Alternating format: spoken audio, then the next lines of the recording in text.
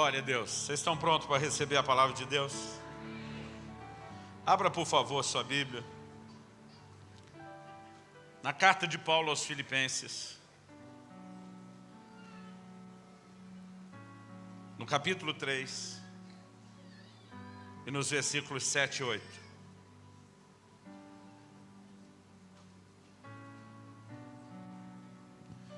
Carta de Paulo aos Filipenses, capítulo 3, versículos 7 e 8.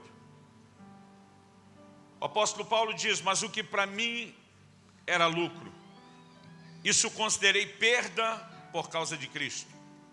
Sim, deveras considero tudo como perda, por causa da sublimidade do conhecimento de Cristo Jesus, meu Senhor, por amor do qual perdi todas as coisas e as considero como refúgio para ganhar a Cristo.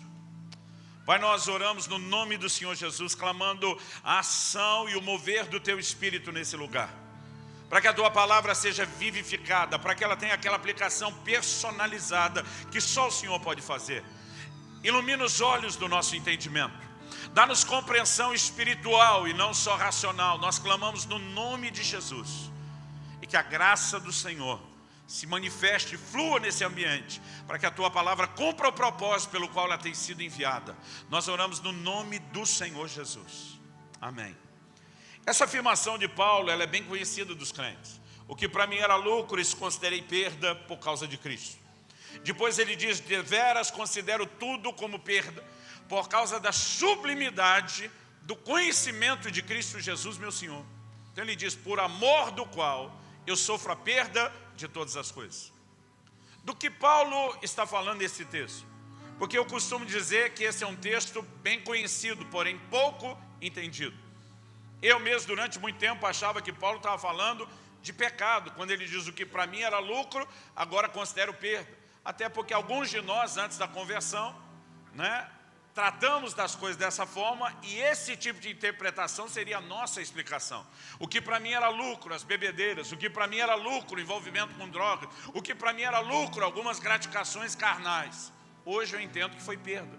Não só perda de tempo, prejuízo espiritual, trouxe dano para a família, para os relacionamentos. Mas a pergunta é: será que Paulo está mesmo falando de pecado ou de algo só negativo? Não. Porque no próprio versículo 8 ele diz: eu considero tudo como perda. Então, para ele dizer tudo, não é só coisa ruim. Paulo, na verdade, está nos apresentando uma reclassificação, uma mudança de valores, que acontece a partir da revelação de uma pessoa, que é a pessoa de Jesus. Ele não está falando apenas da conversão. Ele fala da sublimidade do conhecimento de Cristo Jesus, meu Senhor. A NVI traduziu esse texto como a suprema grandeza. Na verdade, a palavra, no original grego, ela fala de algo que se sobressai, que se destaca, que está muito acima. Então, Paulo, ele na verdade tem dificuldade de descrever que conhecimento é esse. Ele diz: é um nível de conhecimento muito sublime, muito elevado, muito acima do normal. Porque o conhecimento de Cristo não é o conhecimento de uma coisa qualquer ou de uma pessoa qualquer. Paulo está falando da revelação de quem é essa pessoa, do quão extraordinária, do quão maravilhosa, do quão poderosa, do quão gloriosa, do quão magnificente é a pessoa de Cristo. E diz: me cativou de tal forma. E é isso que ele quer dizer quando diz por amor do qual. Ele diz conhecê-lo, e essa coisa tão sublime de conhecê-lo cativou meu coração de tal forma. E Jesus passou a ser mas tão importante para mim, que as outras coisas para as quais antes eu dava importância, elas não são mais importantes. E se você olhar o contexto, na verdade você vai descobrir que Paulo está falando, olha comigo os versículos 4, 5 e 6. Paulo estava falando de performance religiosa. E diz: bem que eu poderia confiar também na carne. Se qualquer outro pensa que pode confiar na carne, ele diz: eu ainda mais. O que Paulo quer dizer com isso? Confiar na carne não é olhar para o braço, fazer uma oração, uma petição para a carne do corpo dele, esperando ser atendido. Não é isso. Ele está falando de confiar na capacidade humana, na habilidade humana, no poder de realização humano. Ele diz: se alguém acha que pode pensar que é grandes coisas, se alguém está se achando, Paulo diz: eu ainda mais. Por que ele tem a ousadia de dizer que ele podia se achar ainda mais do que os outros? Ele dá o histórico. Versículos 5 e 6 fala disso. Ele diz, circuncidado ao 8º dia da linhagem de Israel. Essa forma de Paulo falar circuncidado ao 8º dia, seria o que hoje muitos crentes, numa versão moderna, diria, nascido e apresentado na igreja desde criancinha, criado no lar cristão. Paulo está dizendo, minha história começou com Deus na minha caminhada quando eu era ainda criança. Depois ele vai além e diz, hebreu de hebreus. Com isso ele está dizendo, na verdade, bem antes do meu nascimento, minha família já tem uma história andando em Deus. São muitas gerações transmitindo a mesma fé e o mesmo compromisso com Deus, geração após geração. Para você entender o que ele está falando, um dia desse eu encontrei um pastor que ele me disse que ele já é a 6ª geração de pastores na família dele. 6 gerações. Você consegue imaginar isso? Meu pai foi o primeiro da nossa família a converter. Eu ainda sou a 2ª geração. Meu filho já é a 3ª. Esse cara era a 6ª e o filho dele já é pastor. Então já eram 7 gerações. Eu lembro que eu olhei para ele e falei, meu irmão, isso é que é pedigree de crente.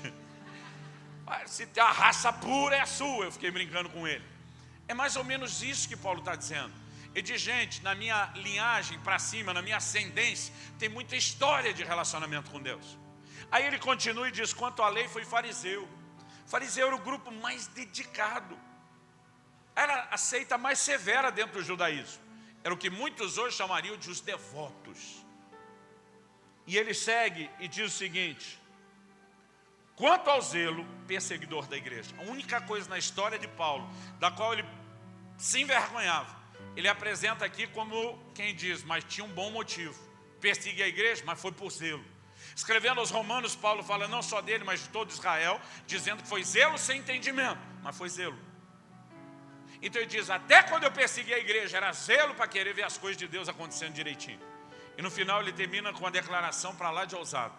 Ele diz, de acordo com a justiça que há na lei, irrepreensível. Irmão, pensa nisso.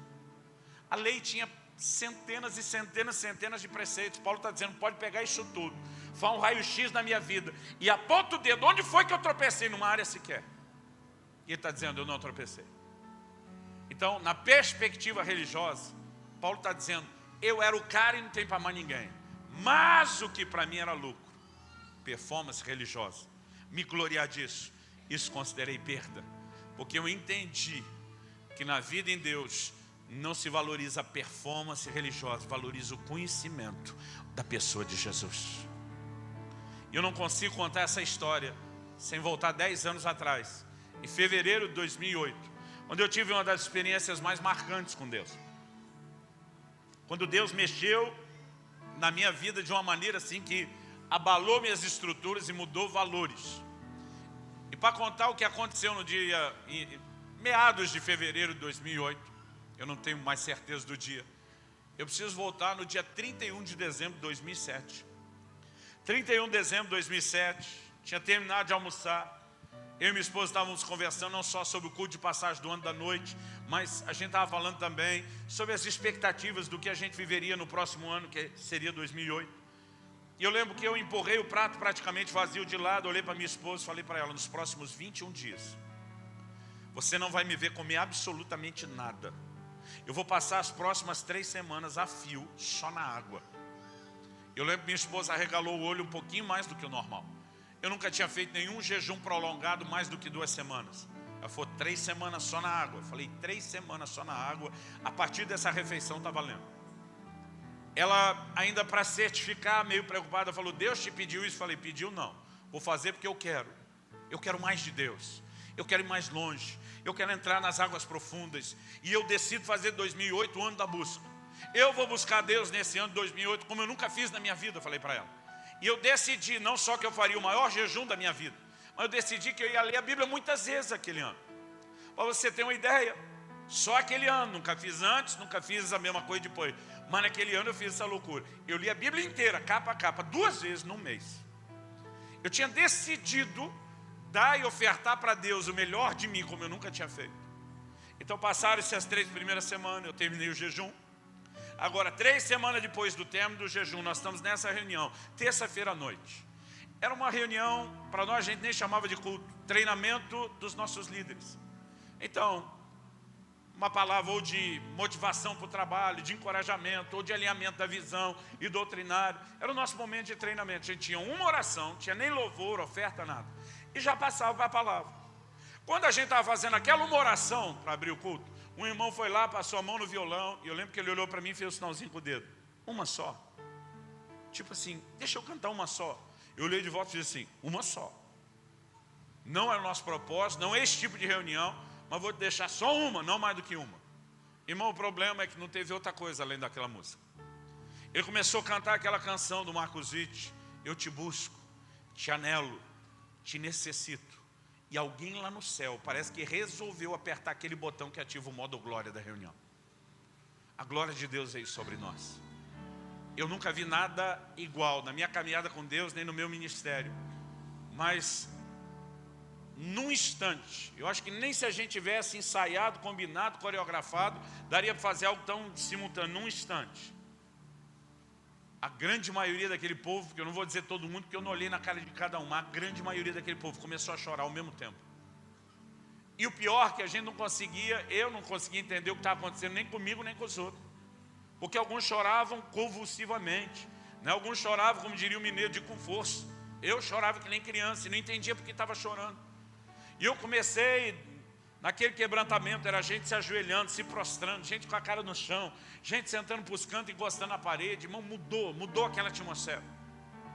E no meio daquilo tudo, eu comecei a dizer, Espírito Santo, eu quero entender o que o Senhor está fazendo. E me veio uma impressão no meu espírito, que Deus queria nos levar a um lugar de arrependimento.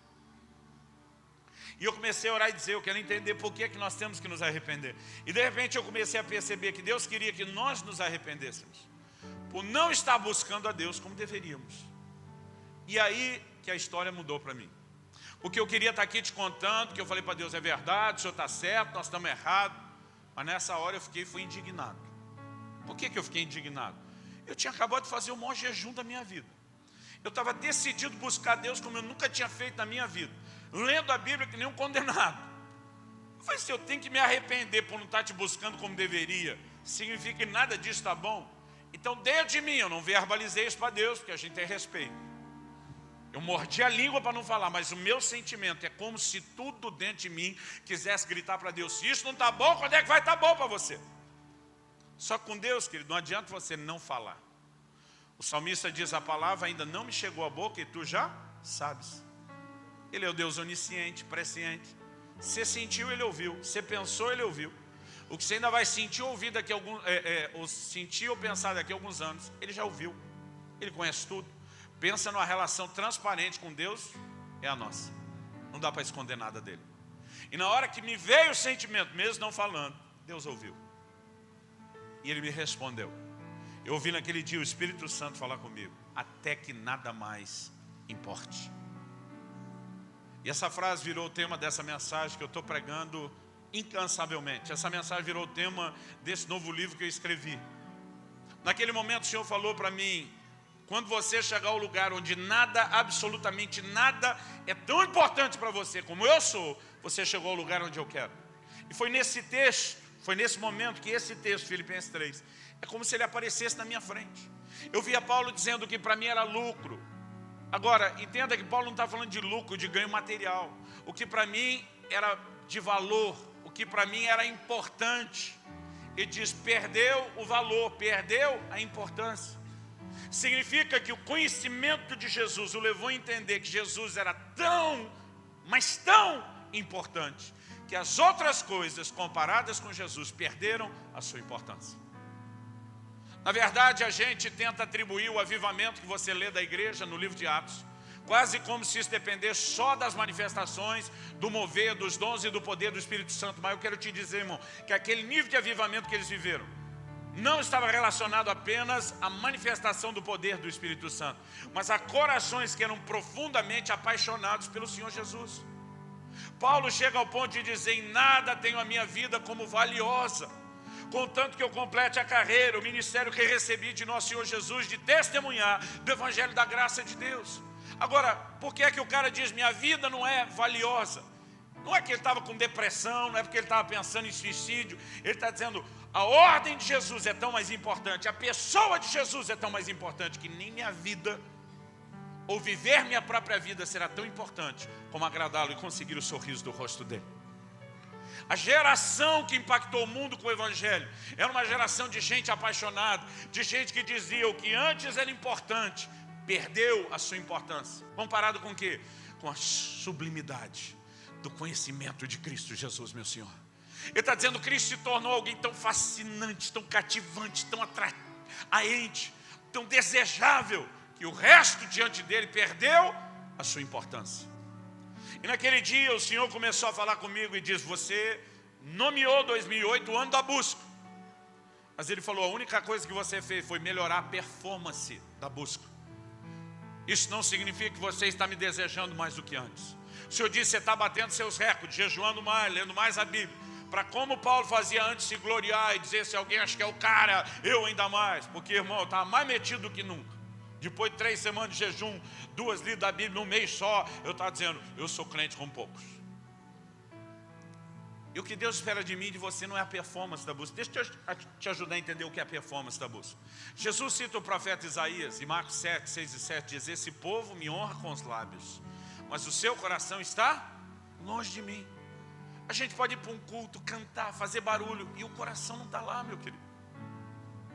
A performance da adoração pode estar lá, mas o desejo de encontrar o objeto da nossa adoração, que é Ele, nem sempre está lá. Quando a arca de Deus foi perdida no campo de batalha para os filisteus, em 1 Samuel 4, a Bíblia diz que quando ela chegou, a terra estremeceu com o júbilo da nação de Israel. Mas já descobri na Bíblia que a adoração não tem nada a ver com o barulho que a gente faz. Depois que a arca, que era o maior símbolo da presença de Deus, foi perdida, ninguém naquela geração moveu um dedo para ir atrás ou recuperar. Sabe o que ele estava dizendo? A gente fez festa achando que tinha chegado um talismã, um amuleto que é da vitória. Já que não deu, vá-se embora a arca, e nós não estamos nem aí com isso. Aquela celebração não tinha nada a ver com o respeito pela pessoa ou a presença de Deus. Era só uma festa acreditando que aquilo determinaria algum tipo de bênção. E cá entre nós isso não é parecido com muitos dos nossos cultos? Onde parece que a gente está festejando mais o que a gente acha que Deus pode fazer do que quem realmente Ele é. Carta ao anjo da igreja de Éfeso, o Senhor diz: eu conheço tuas obras. Apocalipse 2, de 2 a 5. O teu labor, a tua perseverança. Ele está falando com a igreja de alta performance. Mas ele diz: mas eu tenho, porém, contra ti que abandonaste o teu primeiro amor. Ele está dizendo: a performance está lá em cima, a paixão ou o desejo por mim está lá embaixo. Performance estratosférica, lá nas alturas. Paixão ou desejo por mim, lá no chão, no chinelo. E o protesto de Deus é porque Ele não quer a performance da busca. Ele quer um coração que se interesse por Ele. Quem está entendendo, diga amém. Então deixe-me te dizer, querido, avivamento não é só fluir debaixo de dom, de poder e unção. Que Deus nos ajude a crescer nessa área também, mas não é só isso. Avivamento começa quando o meu e o seu coração deseja Deus mais do que qualquer outra coisa. Quando o meu e o seu coração está atraído por Jesus mais do que qualquer outra coisa. John Wesley costumava dizer que não se admita no coração outro desejo ou propósito cujo objeto supremo não seja Ele. Nós precisamos repensar a forma como o cristianismo moderno tem funcionado. C.S. Lewis, o grande escritor, ele disse em certa ocasião: o cristianismo, se é falso, não tem nenhuma importância. Se é verdadeiro, tem infinita importância. Mas ele arremata dizendo que ele não pode ser de moderada importância. E alguns de nós temos feito de Jesus alguém só um pouquinho mais importante do que os outros, às vezes quase tão importante quanto outras coisas.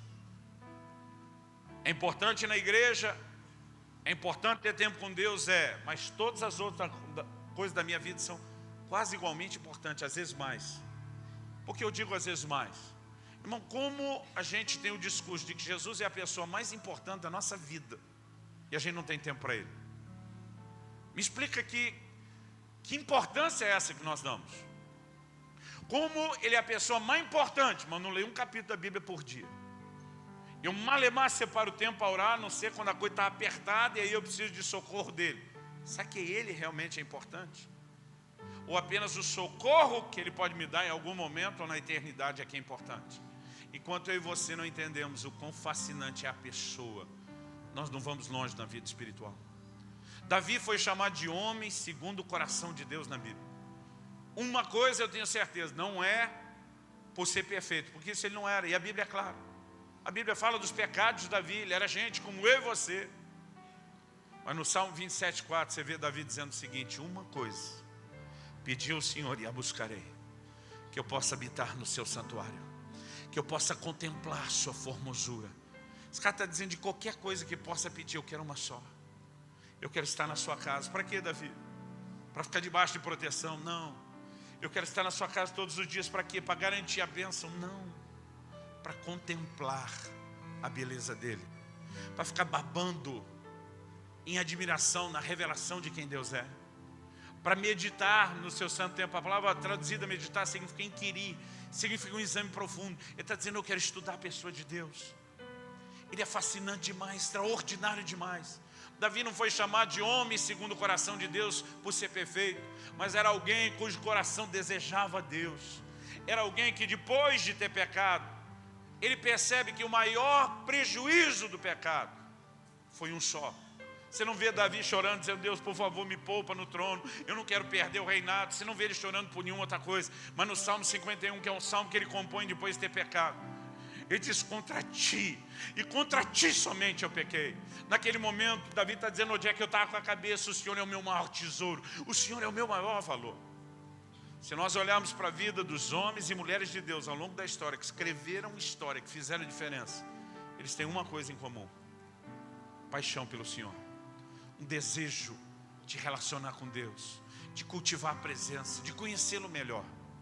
E eu e você não podemos aceitar um cristianismo que substitua isso por outra coisa. Quem está entendendo, diga amém. Stanley Jones foi missionário por mais de 50 anos na Índia, um dos lugares de muita perseguição ao evangelho até hoje. Mas no livro dele, O Cristo e Todos os Caminhos, ele disse o seguinte: o maior inimigo do cristianismo não é o anticristianismo, não é a perseguição. Ele diz: o maior inimigo do cristianismo é o subcristianismo. É quando eu e você criamos um cristianismo muito abaixo do que deveria ser. Ele diz: nós aqui, com essa liberdade religiosa, estamos perdendo mais do que as igrejas perseguidas. Porque nós, aos poucos, sem perceber, entramos num lugar onde Jesus deixa de ser tão importante. Porque nós não cultivamos o entendimento da importância da pessoa, do relacionamento com a pessoa. E a gente valoriza o quê? A performance da busca. O que você precisamos entender? Que o pecado não é o nosso único inimigo.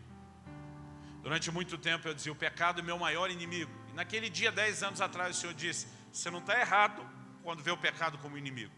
Mas Ele me disse: você está errado quando acha que só o pecado é seu inimigo. Tem muitos crentes que tropeçaram, comprometeram o relacionamento com Deus por causa do pecado, sim. Mas tem muita gente perdendo um relacionamento íntimo com o Senhor, não por ter pecado, mas por causa de uma coisa aqui que eu quero chamar de distrações. Em Lucas 14, Jesus conta uma parábola falando que o reino de Deus é semelhante a um grande banquete que foi preparado. Banquete na Bíblia, que ele não fala só de comer para renovar as forças. Ninguém vai chamar uma paradinha no McDonald's ou qualquer outro fast food de um banquete. E não tem a ver só com a qualidade da comida. Tem a ver com o que envolve aquilo. Banquete era um lugar onde as coisas eram preparadas com muito amor, com muito carinho. O melhor era preparado para expressar o valor do que era receber aquela pessoa. Era um ambiente para se gastar muito tempo conversando e não só comendo. Banquete na Bíblia fala de comunhão, fala de relacionamento íntimo. E aí Jesus está dizendo o quê? Que o desejo de Deus é nos chamar para o lugar do relacionamento íntimo. Mas ele diz: quando o banquete ficou pronto, os que já tinham sido convidados agora foram notificados, estava pronto. Pode vir, está pronto. Mas Jesus diz que eles começaram a dar desculpas. Está lá em Lucas 14, de 15 a 20. Se você quiser anotar, pode meditar com calma depois. Jesus fala de 3 desculpas. Nenhuma desculpa dada é algo ruim. Nenhum deles diz: não posso ir no banquete que eu vou curtir um pecado ali do lado de fora. Você não vai ver isso. Quais são as desculpas? O primeiro diz assim: comprei um campo e eu não posso ir no banquete. Eu rogo que você me tenha por desculpado. Não vai rolar. Agora vamos pensar, irmão, aquisição de um campo, aquisição de uma propriedade. Vamos pensar hoje num terreno, numa casa própria. Qual o crente que, conseguindo adquirir uma propriedade, ia reclamar? Nunca vi, irmão, vou fazer 25 anos de pastorado, um crente resmungando: coisa terrível, comprei a casa própria. Quem que faz isso? Normalmente a reação é o quê? Glória a Deus, bênção de Deus, resposta de oração, cumprimento de promessa. Eles ficam empolgados. Porque é coisa boa ou não é? É. Qual é a desculpa do segundo? O segundo diz: comprei 5 juntas de bois. Naquela época não tinha trator, irmão. Para arar a terra com mais eficácia, precisava das juntas de bois. Cada junta tinha 2 bois. 5 juntas de bois significa 10 bois. Naquela época ninguém plantava por hobby ou por negócio. Tirava o seu sustento da terra, não plantava, não comia. Agora ter 5 juntas de bois para arar, para colher, significava aumento da produtividade. Aumento da produtividade significava aumento dos ganhos. Você já viu alguém, trabalha no comércio, o cara reclamar, vende 3 vezes mais? Quem que reclama? Se for uma versão ainda meio pentecostal, vai dizer: para glorificar de pé a igreja. Porque a turma faz festa. Então a desculpa desse cara também não é algo ruim. E a terceira desculpa, menos ainda. Se não dá para falar mal das 2 primeiras, menos da terceira. A terceira desculpa que Jesus mostra é que um diz assim: casei-me, portanto não posso ir. Irmão, casamento é ideia de Deus, é plano de Deus. A melhor coisa que me aconteceu na vida depois de Jesus foi meu casamento. O casamento não é ruim. Ruim é a escolha que alguns fazem de com quem casar. Ruim é o jeito que alguns decidem tocar o casamento. E aí ele deteriora e estraga em vez de melhorar. Mas o casamento não é ruim. Então qual o problema dessas desculpas? Não está falando de coisas erradas. Mas o problema é que quando algo bom, justo, lícito, correto, que talvez tenha até a cara de bênção de Deus, resposta de oração e cumprimento de promessa, quando ele ocupa um lugar na sua vida que não deveria, a ocupar o lugar errado, mesmo que a coisa seja certa, ela trouxe um problema para você. E sabe qual é o problema? Muitos de nós nos embriagamos até com as bênçãos de Deus. Muitos de nós nos empolgamos até com bênçãos de Deus em áreas das nossas vidas. Eu passo nas igrejas. Eu estava esse fim de semana numa conferência de jovem. Gente, jovem adolescente na igreja é o que tem de fervoroso, de animar, de agitar. É a turma que pega fogo. Mas sabe qual é o problema? O fogo da moçada tem prazo de expiração, tem prazo de validade. Olha que eles vão para a faculdade, casa, começa a ter profissão, todos os crentes incendiados, vira crente comum. Quando continua crente, porque muitos nem continuam. Onde que a maioria se enroscou? A maioria dos crentes não se enroscaram no pecado. Eles ficam empolgados, que agora formaram família, agora tem realização profissional, agora tem aquisições. Eles vão se envolvendo com essas realizações de tal forma que o Senhor passa a ocupar um segundo plano na vida deles, quando antes era o primeiro. Quem está entendendo o que eu estou falando? Irmão, eu e você podemos passar o resto da vida frequentando a igreja com regularidade, dizimando com fidelidade, fazendo tudo o que tinha que fazer, e o nosso coração não está próximo o suficiente. Chegar ao lugar onde nada mais importe é entender o clamor de um coração de Deus que não quer nos perder. O problema é que a maioria de nós não sabe lidar com o confronto, porque a gente lê o confronto como se fosse reprovação. Qual foi minha reação que eu contei 10 anos atrás? Meu sentimento foi assim: não está bom para você, quando é que vai estar? Porque assim, a gente acha que se Deus cobrou o negócio não está bom, então nada está bom, tudo não presta. E nós não podemos ir a extremos. Quando Jesus corrige as igrejas da Ásia, ele começa a dizer: isso está bom, gosto disso em você, olha que coisa boa. Isso aqui não está não. Mas isso aqui ainda está bom. Mas já que o resto está bom, vamos concentrar a atenção nisso, não está? Vamos melhorar isso. Qual é o anseio dele, querido? É nos levar a um lugar melhor no relacionamento. Não é ficar recriminando, não é ficar desmerecendo a gente, não é ficar discriminando a gente. E quando ele fala para o anjo da igreja de Éfeso: sua performance está lá em cima, mas sua paixão está lá embaixo. Qual o motivo dele tocar no assunto?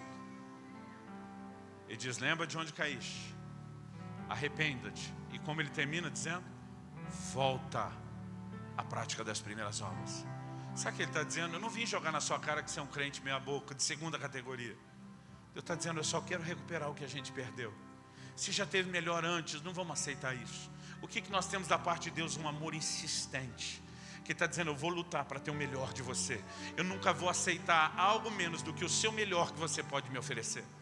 Só que naquele dia Deus me parecia exigente demais há 10 anos atrás. Eu pensei isso, falei: Deus, o Senhor é um sujeitinho muito exigente.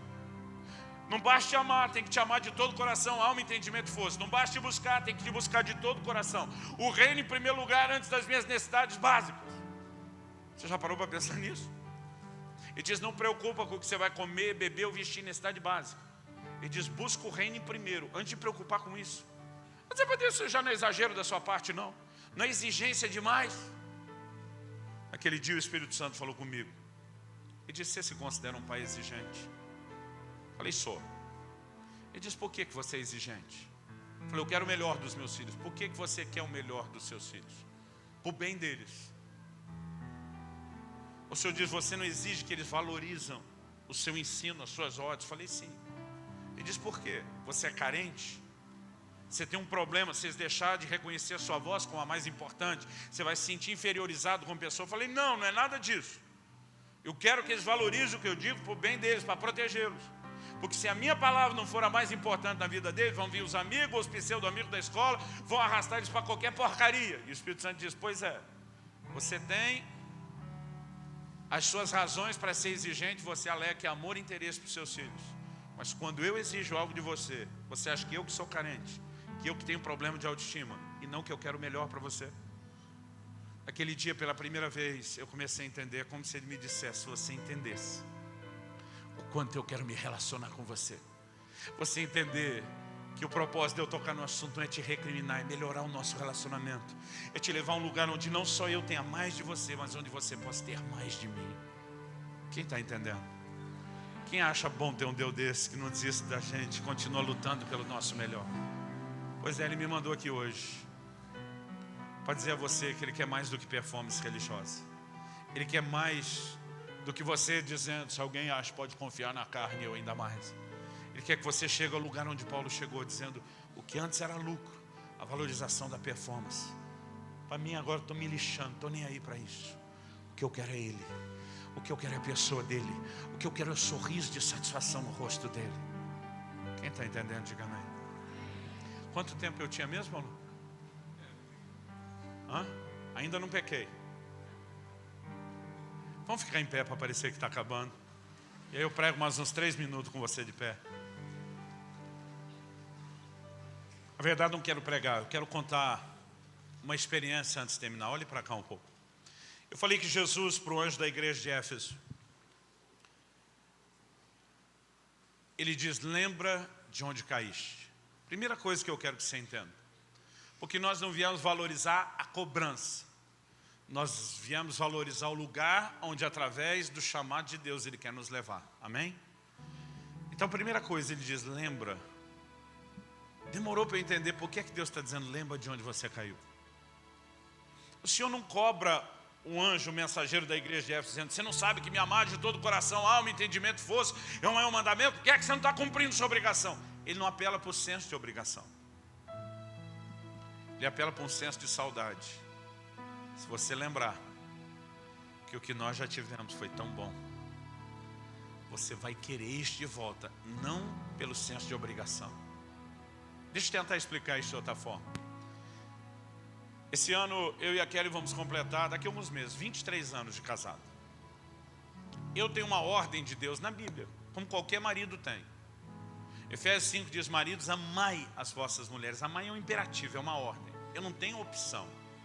Deus não disse, subirá, o dia que estiver de boa vontade, ama essa mulher aí, tá? Não é uma opção, é uma ordem. Eu não tenho chance. Eu tenho que amar e ponto final. E amar não é mero e simplesmente um sentimento espontâneo, é uma decisão, uma entrega. Agora eu fico imaginando se nos nossos 22 anos de casado, cada manhã que eu acordo do lado da minha mulher, eu falasse para ela, eu amo você. E aí quando ela fosse abrir um sorriso de satisfação, eu atropelasse ela dizendo, fazer o quê, né? Deus mandou, não tenho chance, não tem outro jeito mesmo, então vamos cumprir com a obrigação. Eu fico me perguntando se a gente estaria 22 anos casado. Ou se tivesse, a coisa estaria boa. Mas pastor, não é sua obrigação? É. Sua mulher não sabe que é sua obrigação? Sabe. Então qual é o problema? O problema é que ela espera que eu não apenas cumpra com a obrigação pelo senso de obrigação. Ela espera que eu cumpra com o senso de obrigação, que eu cumpra com a obrigação, com o senso de prazer, com o senso de realização. Eu me lembro de um dos nossos aniversários de casamento, que Deus nos deu um presente especial. Eu ia pregar em outro lugar da Europa. E eu tive que fazer uma conexão em Paris e por um problema nos obrigaram a ficar 2 ou 3 dias em Paris, como se fosse um problema na companhia aérea. E nós ganhamos um passeio de graça que a gente não tinha dinheiro para fazer. No dia dos nossos 10 anos de casado, nós subimos a Torre Eiffel. E eu lembro que eu olhei na cara da minha esposa e eu fiz uma das declarações de amor que ela mais gostou de ouvir. Aquele dia eu não falei para ela, eu amo você. Olhei no olho dela e falei, eu amo amar você. Sabe o que eu estava dizendo? Isso não é um peso, não é a força de um compromisso.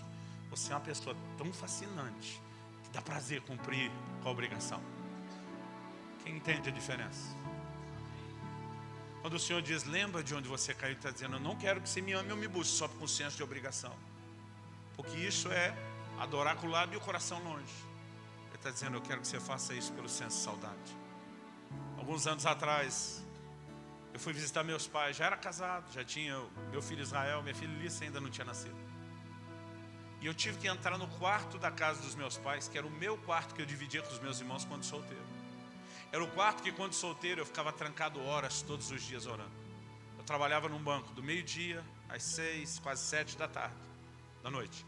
E de lá eu ia direto para a escola, mas eu protegi minhas manhãs. Se eu tinha trabalho da escola, eu fazia de madrugada.